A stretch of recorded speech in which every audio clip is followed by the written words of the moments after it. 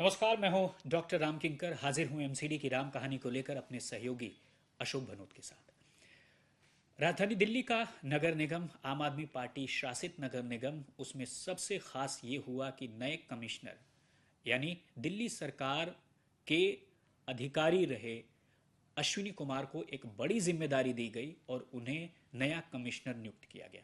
लेकिन जैसे ही नए कमिश्नर के पद पर वो बैठे, अचानक से एक मामला करोल बाग जोन का आ गया, जहां पर एक ऑर्डर निकला और उस ऑर्डर में उन्होंने एग्जीक्यूटिव इंजीनियर समेत तकरीबन 3 लोगों के खिलाफ एक बड़ी कार्रवाई करते हुए जो है कदम उठाया, सस्पेंशन की कार्रवाई की।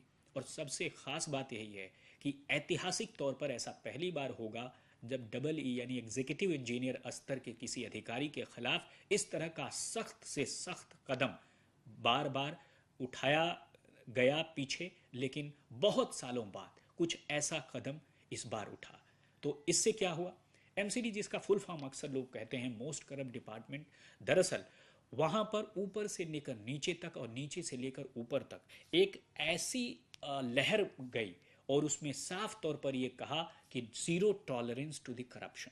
यह अश्विनी कुमार की साफ नीति है और जो ऊपर से लेकर नीचे तक कुछ ऐसा ही साफ तौर पर दिखा।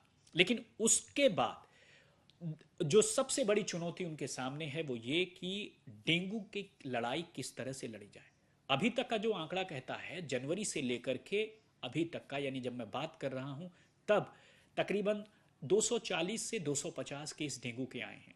और अगर आप देखेंगे इसी सीजन तक पिछले साल से अगर मैं कंपेयर करूं तो जहां आज आप 250 का आंकड़ा देख रहे हैं, पहले यही आंकड़ा 100 होता था। यानी अगर आप देखिए तो इससे आपको अंदाजा यही होगा कि डेंगू के मामले बढ़ रहे हैं। और अभी तो पूरा सीजन भी नहीं आया है। जुलाई का अंत, अगस्त का अंत और हल्की हल्की ठंडियों की शुरुआत की तरफ जब ये होता है तब ये इसका पीक सीजन माना जाता है। लेकिन अभी जो स्थिति है डेंगू से बचने की, वह साफ तौर पर यही कहता है कि ये एक ऐसा रोग है, ऐसी बीमारी है जिसका ट्रांसमिशन, संक्रमण या फैलाव सिर्फ और सिर्फ किससे होता है?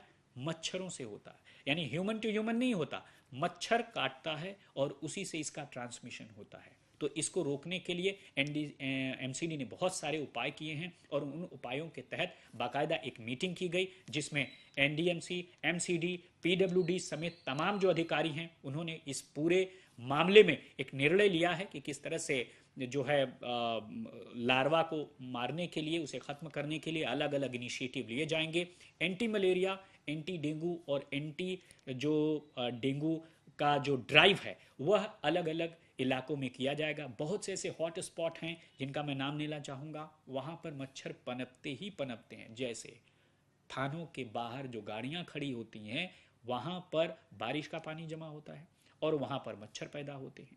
तो साफ तौर पर यह दिखाता है। और डेंगू, आप, हम और आप सारे लोग इससे पीड़ित होंगे। क्योंकि आप याद करिए, आप ईश्वर न करें किसी के साथ हो, लेकिन आप याद करिए कि अगर आपके किसी सगे संबंधी को प्लेटलेट्स की ज़रूरत पड़ती है तो ऐसी स्थिति कितनी ज़्यादा कह सकते हैं चिंताजनक हो जाती है।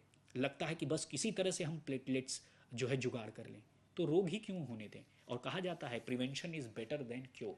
अगर हम रोक देंगे तो हमें क्योर की ज़रूरत ही नहीं पड़ेगी।